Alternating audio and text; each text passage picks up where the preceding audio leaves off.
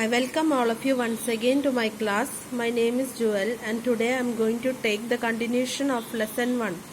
I am dealing with the ICSE syllabus Cordova Publications. Please like, share and please subscribe to my channel if you like to hear my further chapters from this textbook. Read these words aloud. Listened, cloudless, saplings, trickled, twittered. Answer orally. Did the villagers remember their promise? Yes, the villagers remembered their promise, and soon the village was full of green saplings. B. Tick the correct answer in each. The forest was on the dash of a village. A. Other side.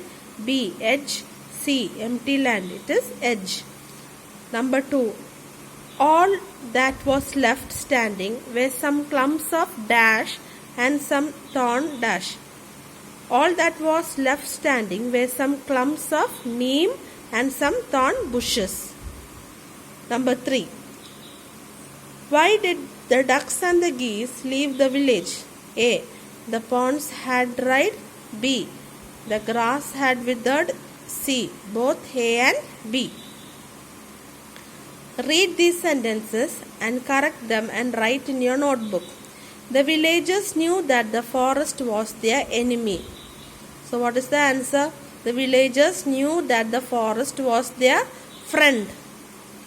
The number of people living in the village became less. So which is the wrong? The number of people living in the village grew. People began to plant more trees in the fields. So what is the answer? People began to cut down the trees. Now let's go to the answer the following questions. Read and answer the following questions. In what way was the forest a friend to the villagers? The forest was considered as a friend for the villagers as it gave them many things like fruits to eat, wood to make their homes, leaves and roots which cured them when they had fever or were hurt, and flowers which everyone loved. Number 2. What had caused the villagers to cut down the trees? Due to the increase in population, the villagers needed houses to live and fields to grow food. Thus, it caused them to cut down trees. Number 3. What did the wise ones warn the villagers about? The wise ones warned the villagers not to cut down the trees as they are friends and look after the people. If they were hurt, trouble will befall the villagers. Number 4. How did the cutting of trees affect the villagers and the other living beings? Due to the cutting of trees, soon the forest became thin and sparse. Also, that was the year the rains did not come. Number 5. What did the villagers promise to do? The villagers promised to plant many saplings as soon as it would rain. Number 6. How did the village become green again? The rain fell on the earth and on the dry grass and everywhere. The villagers planted saplings and soon the village became green once again. Next is reference to context. Read this sentence and answer the questions that follow. Oh, the rain, the wonderful rain. A. Who said these words? All the village people said these words. B. Why were these words spoken? All the people were praying to God to send the rain as soon as the rain fell on the earth. All the people were happy to see it. Number C. Why was the rain called wonderful? The rain was the most awaited that year. It had that power of making everybody and everything happy. It could quench the thirst of land, birds, animals, plants and human beings. So the rain was rightly called wonderful. D. Were the speakers happy? If yes, how did they express their happiness? The villagers were happy and their happiness was expressed by the words wonderful and glorious. Next is Hot's question. What kind of thoughts and wishes gain strength, good or bad? Only good thoughts and wishes gain strength. Generally, the people who have good wishes are many in number. So something which is good and is in favor of a group of people will surely gain strength. Now, repeat after the expert the vowel sound E as in feel, reel, sheep, deep, fleece, meal, queen, keen, sheet, easy, wheat, lean, eagle. Now next, grammar conjunctions. Read the following sentence. Trees gives us shelter. Trees gives us food. We can join the two sentences by using and. Trees gives us shelter and food. The land is barren. The people have cut down the trees. We can join the two sentences by using because. The land is barren because the people have cut down the trees. Here we see that by using and because we are able to join two sentences and make them one.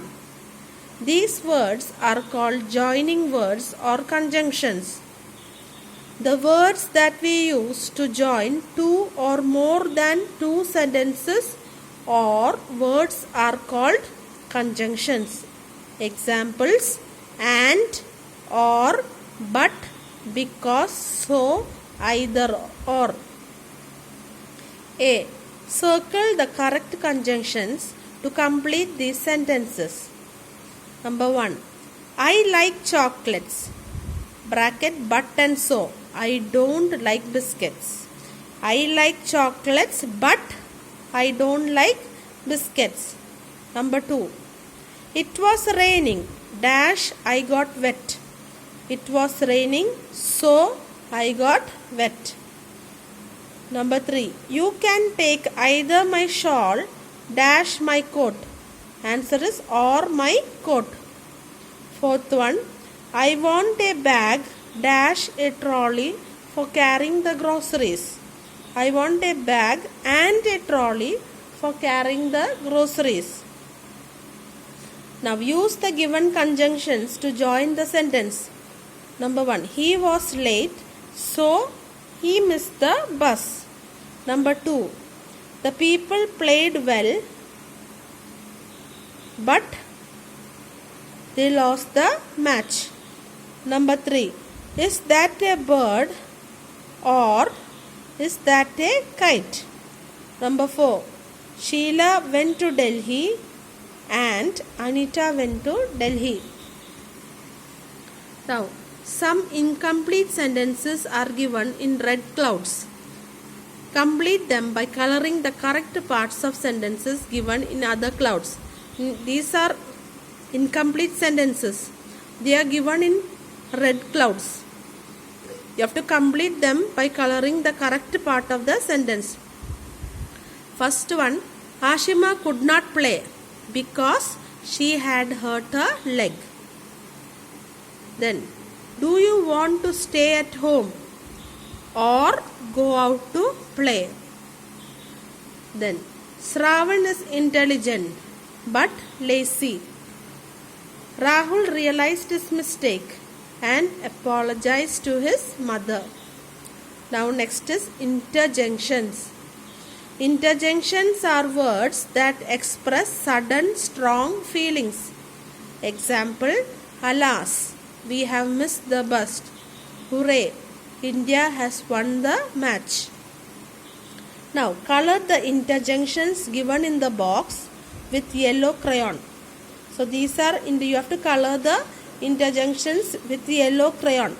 Ouch is an interjunction. Then bravo is an interjunction. Then hooray is also an interjunction. Ho is also interjunction. Next is prepositions. Words like in, on, under, before, beside, near tells us where things are or the place where you can find them. These words are called prepositions. Where did you keep my books? I kept them in your bag. Now, look at each picture and write a sentence with the preposition given with it in your notebook. So, you can see the picture. Here it is given the preposition on. So, how will you make a sentence with on? The teddy bear is on the table. Done. Where is the teddy bear here? The teddy bear is under the table. Now, behind. The teddy bear is behind the tree. Next, the prepositions in these sentences are incorrect. That means they are not correct. Rewrite these sentences with the correct prepositions. Number 1. The dog hid across the wall. It is wrong. Across is wrong. The dog hid behind the wall. Number 2. I kept my books in the table. It is not in the table. I kept my books on the table. Number 3. Let's see what is hidden over the box. It is let's see what is hidden in the box. Now, here is a classroom activity.